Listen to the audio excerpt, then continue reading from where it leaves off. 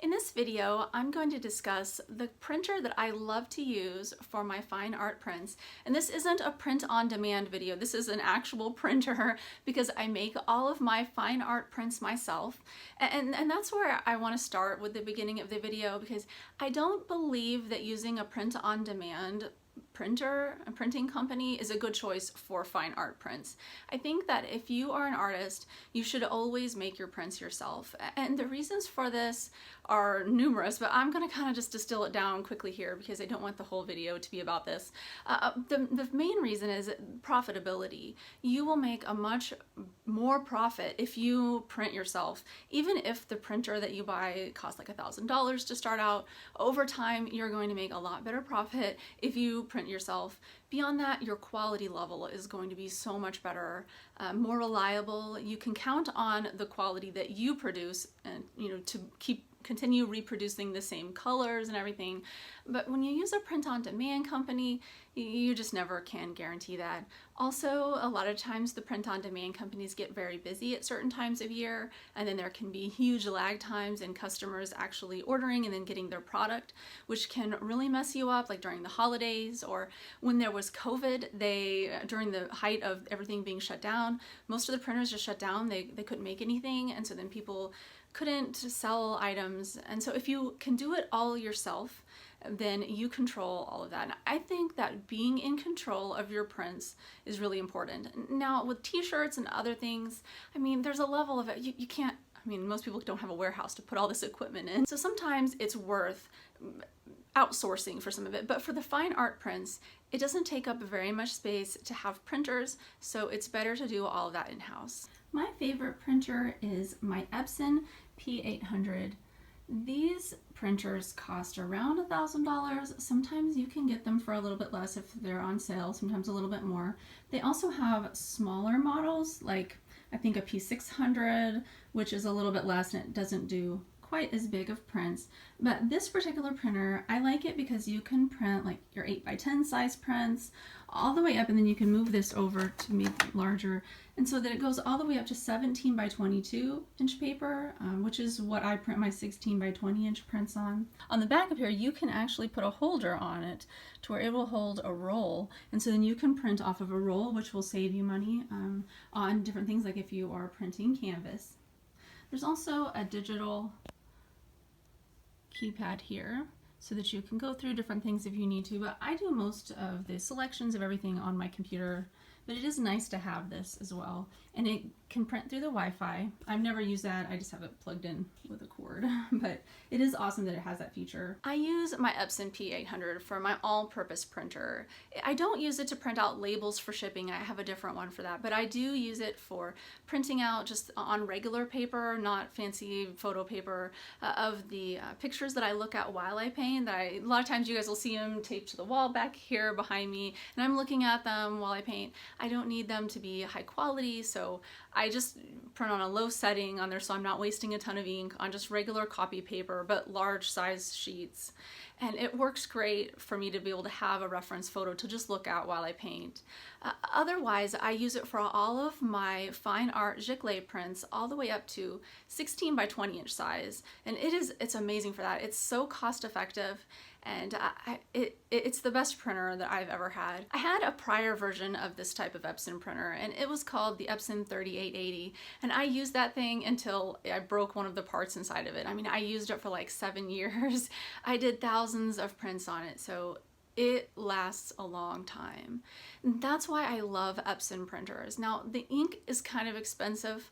Like the ink cartridges for the P800 are $50 a piece, sometimes $60 a piece, depending on where you buy them at. And there's 9 ink cartridges. So in order to, you're putting out a lot of money in ink if you're selling a lot of prints. And so that's why you just want to make sure to price your prints accordingly so that you are being able to have a good profit margin on it. But the ink lasts a really long time.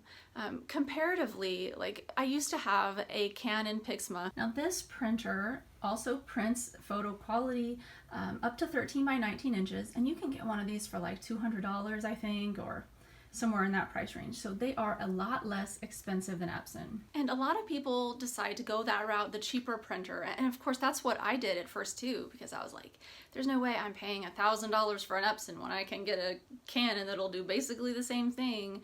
Maybe not quite as big, but pretty close, and it should do good. And the Canon prints were beautiful when I first started using it. It was great.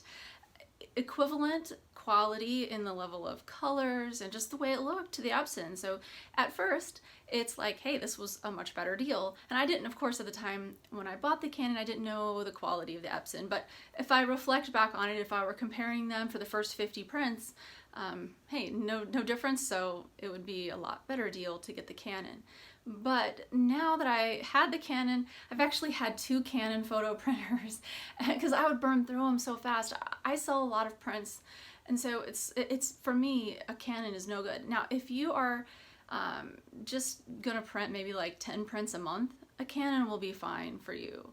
But if you're gonna try to print like a couple hundred prints a month, you're gonna burn through that Canon in 3 months, and you're gonna have to get a new printer because the print heads don't last very long. They just get messed up, and one of them, I burned out the print head before the 1-year warranty because I print a lot. And so then they would send me a new print head for free, and so I started doing that on the cheaper Canons for a while. Anyway, it's just not worth it. I would rather have a printer that actually works for a long time. So all in all, for me, it was a really good investment to buy an Epson. It's more money, but the Epson lasts, like the last one lasts me 7 years. So 7 years, 6 months. I mean, you know, it's a no-brainer for me. But for you, it might be a little bit different. The other thing I want to say here is aftermarket inks. Don't use them. Here's why. Aftermarket inks are not made with a pigment-based, light-fast technology. Even if they say they are, you can't trust that they are. And when I first started my business, I made some prints with the aftermarket cheaper ink because I wanted to save money, and you can buy it. You can just find, you know, aftermarket compatible ink. You can just search on Google and you'll find all sorts of companies that sell this stuff. Sometimes it's 1/10 of the price as what Epson or Canon will charge you, and so it seems good, but after 2 or 3 years, those prints that you make with aftermarket ink are going to start fading. And then what is that going to do for your reputation with your customers if your prints fade? And that, I mean, the other thing is that the more aftermarket ink that you use in your printer, the more likely you are to screw up your print head. And for some print heads, it's not that expensive. Sometimes it'll just be like a couple $100s for one. I think some of them are like $450. So it really depends on the model of printer you have. But for me, you know, I pay $1,000 for the Epson P800. I'm not going to do something that's going to mess up the print head. And it nullifies your manufacturer's warranty if they find out that you used aftermarket ink. So there's all those considerations. So yeah, that's just kind of a heads up and warning. Don't do it even though you think it's going to save you money, because it's really not in the long run. I would love to hear what you all think. If you have any questions about my printer or anything else about making art prints, just post comments in the description area of the video. I might use them for future video ideas, and if it's just a quick question, I can answer it for you in the comments. All right, well, thank you so much for watching.